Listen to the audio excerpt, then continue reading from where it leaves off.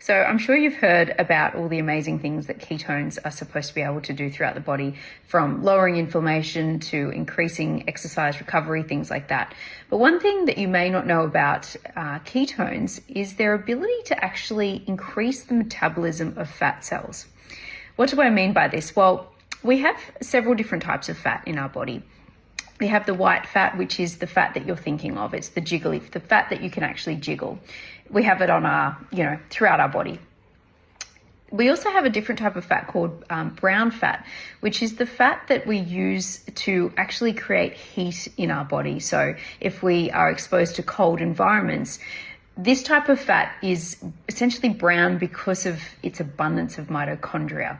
And so what this type of fat will actually do is bring in macronutrient fuels like glucose and fat into the mitochondria purely just to make heat. So we're not actually using those to make energy. We're just burning off these fuels just to essentially make heat. So it's a really great way of essentially increasing the metabolism of that type of fat and creating heat in our body. And we would tend to find little pockets of these brown fat throughout our sort of torso midsection.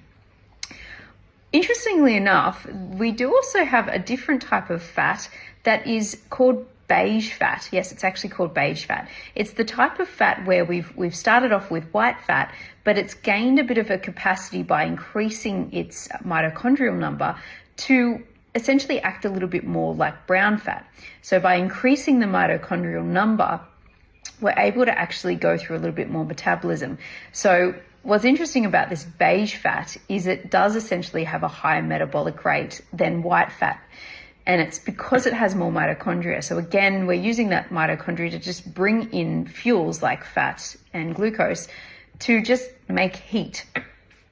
What's really interesting though is essentially if we're exposing the white fat to things like insulin is actually able to basically inhibit this beiging occurring to the white fat.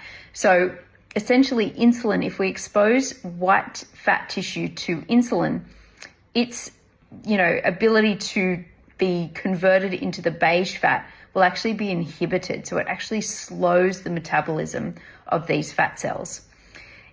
Interestingly enough though, if we expose the white fat cells to ketones, it has the opposite effect. So it actually causes the beiging of the white fat cells, causing them to have more mitochondria and essentially the capacity to burn more energy just to make heat. So essentially what I'm saying is if you expose fat to insulin, the metabolic rate of that fat will be slowed. If you expose that white fat to ketones, it actually increases their metabolic rate. Very, very interesting.